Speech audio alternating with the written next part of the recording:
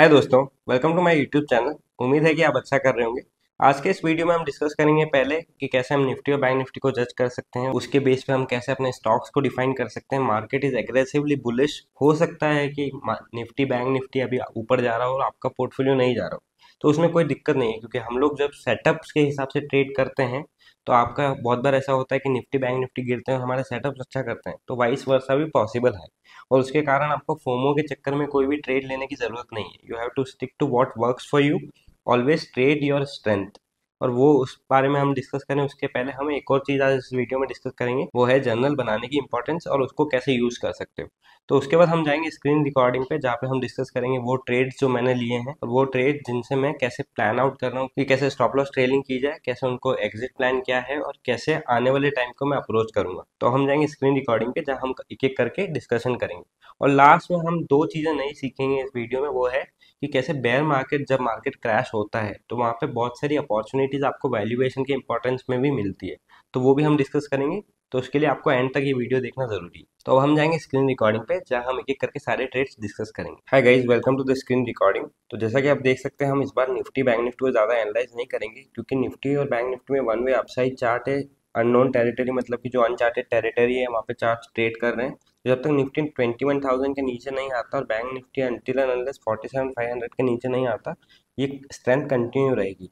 अब हम बात करेंगे हमारे ओपन ट्रेड्स के बारे में। तो सबसे पहले जो ओपन ट्रेड्स हमारे हैं and which have been working perfectly for me till now has been SGBM। इसने मुझे इनिशियली एंट्री दी थी नियरली 79 के आसपास यहाँ पे, with stop loss around this candles low, मतलब 3 पॉइंट की रिस्क पे मुझे अभी तक इसमें नियरली 18 पॉइंट्स मिल गए। मतलब बोल सकते हो आप कि अगर मैंने 20% एलोकेशन किया है तो इट हैज़ हेल्प टू मेरे कैपिटल को 4-5% गेन देने में। और उसका एक और रीज़न ये है कि जब ये यहाँ पे नीचे आ रहा था, तो ये ग्रीन कैंडल से पहले हमको ये 3 कैंडल जो दिख रहे हैं, ये वाली अपॉर्चुनिटी मैंने यूज़ करके यहाँ पे पिरामिडिंग भी की थी। पिरामिडिंग क्यों की थी कि आप यहाँ पे देख सकते हैं कि जब स्टॉक यहाँ से ऊपर गया तो एक यहाँ पे एक दिन यहाँ पे सेलिंग आई थी, उसके बाद वो पिन बार बना और उसके बाद वापस स्टॉक गया, और जब यहाँ पे आया तो माई इंटेंशन वॉज कि अगर ये कैंडल के यहाँ पे मैं पिरामिडिंग करता हूँ with a small stop loss of ½ rupees और 50 पैसा, तो वहाँ पे अगर वो स्टॉक रिवर्ट करता है बैक अपवर्ड और वो ऊपर जाता है तो मेरा रिस्क रिवॉर्ड अच्छा बनेगा। और उसके अगले दिन I was lucky enough to have that कि स्टॉक अगले दिन 7.5% भागा। तो अभी मेरा कोई इंटेंशन इसमें ये नहीं है कि मुझे प्रॉफिट बुक करना है, because we don't know how it can run up. Because आप अगर स्टॉक की पिछला पैटर्न देखते हो तो स्टॉक वन वे 36 से सीधा 62 गया था, और उसके बाद आप देख सकते हो कि वहाँ पे भी ऐसा नहीं है कि वहाँ से स्टॉक गिरा है। वहाँ पे बस वो टाइम वेस्ट कंसोलिडेशन वाला जो पीरियड है वो वाला पीरियड आया था। तो आई एम नॉट इन अ हरी कि इसमें मेरे को जल्दी बुक करना है। और दूसरा चीज़ है Himadri speciality chemicals. Himadri speciality chemicals में हमारी एंट्री बनी थी शेकआउट के आसपास। तो यहाँ पे आप देख सकते हो कि ये 3 दिन के बाद के मूवमेंट में इसके बाद कोई मूवमेंट नहीं आया है, और मेरा स्टॉप लॉस अभी इसमें 280 के आसपास है। तो अभी इसमें जब यहाँ पे ये वाला कैंडल यस्टरडे लाइव मार्केट में ये नीचे आया था, आई यूज दिस अपॉर्चुनिटी और इसके अराउंड 287 के around I did pyramiding of buying 1/3 quantity of exit. तो उसमें मेरा एनालिसिस ये है कि अगर ये मान लीजिए चलता नहीं है तो मैं पूरी क्वांटिटी को अराउंड 280 के आसपास काट लूंगा। पर अगर रेड से रिवर्ट्स बैक, जो कि ये पहला मतलब एक नीचे के मूव के बाद कोई डाउनवर्ड फॉलो थ्रू नहीं आ रहा है और उसके बाद अगर ये ऊपर जाता है, तो I can write the size based on that. तो latest entry in the portfolio वो है गुजरात अंबुजा। तो गुजरात अंबुजा का आप चार्ट देख सकते हैं, यहाँ से वन वे मतलब अपना जो चेकलिस्ट होता है कि left side of the chart से राइट साइड जा रहा है मार्केट, उसके बाद मार्केट नीचे आता है, और उसके बाद ये जो यहाँ पे ये पीरियड में जो कंसोलिडेशन देखने को मिलता है, एंड उसके बाद यहाँ पे तो आई एम एंटर्ड अराउंड 289, और उसमें मेरा ये था कि 280 के आसपास मेरा स्टॉप लॉस रहेगा। तो it didn't hit, and generally आप यहाँ देख सकते हो कि इसमें कल 3.5% का मूवमेंट आया था। तो नाउ अनटिल एंड अनलेस ये स्टॉक थोड़ा और प्राइस स्ट्रक्चर ऊपर की तरफ या नीचे की तरफ लेट्स से कंसोलिडेट्स या goes up, I am not very keen to bring my stop loss up. अभी मेरा करंटली स्टॉप लॉस 380 के 1 रुपया नीचे रहेगा, मतलब 378 379। और कोटक बैंक, जनरली आपने देखा होगा कि मैं लार्ज कैप से दूर रहता हूँ, but currently from a situational awareness point of view, जो कि ये बोला जा रहा है कि मतलब आप देख सकते हैं इन जनरली कि लास्ट का जो 1 साल का बुल मार्केट है, इसमें in general participation small cap और मिड कैप से आया है। और स्मॉल कैप मिड कैप का अगर आप चार्ट देखते हो तो they feel a bit extended to me. By no means I am saying कि वो नीचे गिरेगा, वो यहाँ से भी डबल हो सकता है। मतलब बहुत सारे स्टॉक यहाँ से डबल हो सकते हैं, इंडेक्स भी यहाँ से 10% 15% और जा सकता है, nobody knows. And I am not here to predict. But एक चीज़ ये है कि अभी जनरली जब भी ऐसा केस आता है, अगर आप 2018 वाला पीरियड देखते हो जहाँ पे 2017 से पहले स्मॉल कैप मिड कैप बहुत ऊपर गए थे, और फिर 2018 में जब स्मॉल कैप मिड कैप ने टॉप बनाया था तो निफ्टी 10% भी नहीं गिरा था और स्मॉल कैप मिड कैप 50-50% गिरे थे।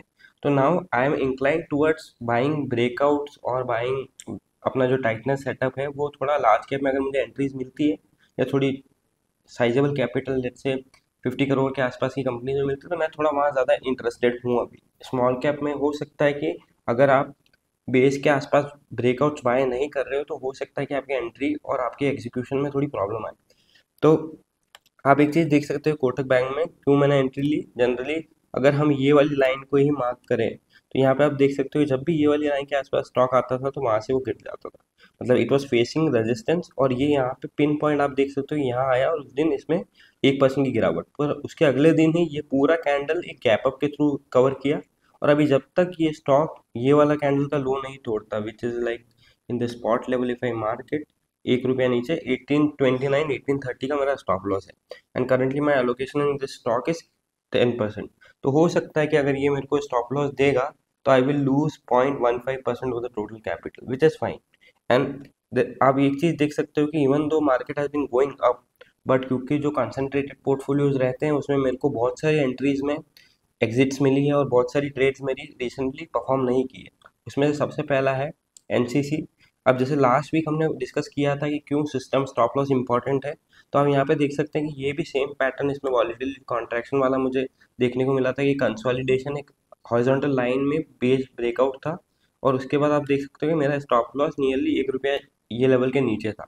और लाइव मार्केट में अगर हम 1 मिनट का चार्ट इसका देखते हैं तो यहाँ पे ये स्टॉक नीचे आया पूरा और फिर वहाँ से रिकवर कर गया, ये वाली कैंडल में मेरा स्टॉप लॉस इसने उड़ा दिया। तो ये part and parcel of the game है, इससे मेरे को मतलब कोई रिग्रेट नहीं है कि क्यों हिट हुआ।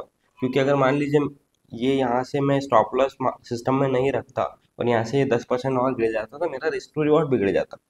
एंड सेम थिंग हमने लास्ट वीडियो में इसके बारे में भी डिस्कस किया था, प्राज इंडस्ट्रीज के बारे में जो मेरी ट्रेड की एग्जिट मुझे मिली थी। तो आप देख सकते हो कि यहाँ पे ये चीज़ें बहुत कॉमन हो रही है, शुगर सेक्टर में 2 दिन में पूरा रैली का वो डाइजेशन हो गया। मेदांता में भी मैंने प्रॉफिट बुकिंग इसलिए की थी कि हमारी एंट्री यहाँ पे बनी थी तो यहाँ से यहाँ तक मार्केट वन वे गया था। तो उसके बाद जब ये इसके नीचे आया ये वाली कैंडल पे तो इसमें भले ये स्टॉक नीचे ना जाए पर इसमें मोमेंटम अब नहीं है। क्योंकि दूसरा रीज़न क्या है कि एक तो यहाँ से ये ऊपर जा रहा होता तो ये कैंडल का लो कभी टूटता नहीं, जनरली यहाँ कंसोलिडेट करता because broader markets are very strong. तो आपके स्टॉक को थोड़ा भी वीकनेस आएगा तो वो हो सकता है कि आपको वहाँ से जल्दी निकलना पड़ेगा। और हमारा पूरा इंटेंशन क्या है कि हमको हमारे वर्स्ट के सिनेरियो को इम्प्रूव करना है, हमको हमारी स्ट्रेंथ मतलब कि जो चीज़ें आपके लिए ज़्यादा काम करती है उनको ट्रेड करना है। Same thing happen with GRSC में मेरा मतलब allocation was quite high, I entered with nearly 25% allocation on that day. और जब ये इस कैंडल का लो टूटा तो मैं निकल गया वहाँ से। और actually if I tell you honestly I didn't wait for this candles low to be broken. जब ये वाला यहाँ पे 840 के आसपास भी मार्केट आया था I exited because when you are trading based on size कि आपने 25% 26% एक स्टॉक में एलोकेट किया है तो आप कोशिश ये करोगे कि winning horses never come back to the gate वाली सिचुएशन हो कि यहाँ से मतलब अगर ये 2% की कैंडल भी बनाता तो उसके बाद मुझे कॉन्फिडेंस आता। पर यहाँ पे ये वाली कैंडल का हाई भी इसने नहीं तोड़ा और ये नीचे आ गया तो वहाँ पे प्रोबेबिलिटी ज़्यादा बनती है कि ये आपका स्टॉप लॉस हिट करेगा। तो लास्ट वीडियो में हमने डिस्कस किया था मैक्स हेल्थ केयर के बारे में, ये परफेक्ट ब्रेकआउट था। अगर आप देखें तो यहाँ पे मतलब बेस बहुत बड़ा था इसका, नियरली 6 मंथ्स के आसपास का बेस फॉर्मेशन था। उसके बाद यहाँ पे अगर आप हमको एंट्री नियरली यहाँ पे मिली थी तो उसके बाद stock went up and came down 2 candle. तो यहाँ पे जब तक ये कैंडल का लो नहीं टूटा I was in the trade and then again new breakout came. तो अब यहाँ पे आप एक चीज़ देख सकते हो कि एक स्टॉक से हम एक चीज़ जो सीख सकते हैं वो ये है कि क्यों बेस जो फॉर्मेशन होता है, जितने बड़े बेस फॉर्मेशन होते हैं उतना ज़्यादा इंपॉर्टेंट क्यों होता है। एक ये वाला ब्रेकआउट आप देखिए और एक आप ये वाला ब्रेकआउट देखिए, ये वाला जो ये लेवल का जो ब्रेकआउट आया था। तो यहाँ पे nearly stock has compressed and consolidated for nearly 4-5 months और 6 मंथ्स, और यहाँ पे क्या है कि 2-4 दिन का कंसोलिडेशन है और वन वे स्टॉक ऊपर गया है तो वापस फेल हो गया। तो ये चीज़ें बहुत कॉमन है, पर यहाँ लोग जो यहाँ मिस कर देते हैं वो यहाँ बाय करते हैं कि क्या क्या पता ये स्टॉक ऊपर चला जाए। तो कोई बात नहीं, अगर वो स्टॉक मिस हो जाए तो आपके पास और इंट्रीज मिलेगी, मार्केट कहीं नहीं जा रहा है, हम जाएंगे ऊपर। तो दैट सिचुएशन और उस हिसाब से आपको ट्रेड करना पड़ेगा। और आप बेसिकली एक चीज़ पे बहुत इंपॉर्टेंस दीजिए कि जब चीज़ें काम नहीं कर रही है तो आपका पर ट्रेड रिस्क रिड्यूस कीजिए, और दूसरा जितना बड़ा बेस फॉर्मेशन को आप ट्रेड कर पाए उतना बड़ा बेस फॉर्मेशन को ट्रेड कीजिए। तो ये था हमारा आज का वीडियो जहाँ पे हमने डिस्कस किए वो ट्रेड जो मेरे ओपन है और वो ट्रेड जो मेरे को स्टॉप लॉस दिए। And currently talking about December broader market Nifty bank Nifty के लिए बहुत स्ट्रांग है।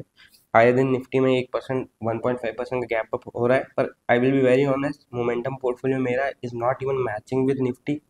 And I think that has been because one thing is कि जो लास्ट का जो रैली आया था आई मिस्ड इट, एंड उसके वजह से मेरे पास कोई प्रॉफिट कुशन नहीं है बैक साइड में कि मैं रिस्क ले सकूं। तो अभी मैं थोड़ा वो कंजर्वेटिव मोड से भी ट्रेड कर रहा हूँ। तो मैं आप देख सकते हैं एनसीसी में मैंने बहुत जल्दी एग्जिट ली, जीआरएससी में मैंने बहुत जल्दी, क्योंकि मेरे पास कोई प्रॉफिट कुशन नहीं है, मैं कैपिटल पे रिस्क नहीं ले सकता।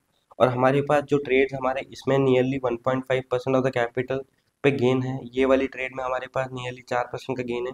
तो वहाँ पे जो ट्रेड चल रहे हैं उनको मैं ओपन कर रहा हूँ, but I am not letting the trades which are not going waste my time as well as money. तो अगर आपको ये वीडियो अच्छा लगा हो तो लाइक कीजिए, शेयर कीजिए एंड सब्सक्राइब कीजिए, and please don't forget to click on the notification bell icon, ताकि जब भी कोई नया वीडियो या कम्युनिटी पोस्ट आए तो सबसे पहले आपको नोटिफिकेशन आए और आप उसे देख सको। Thank you.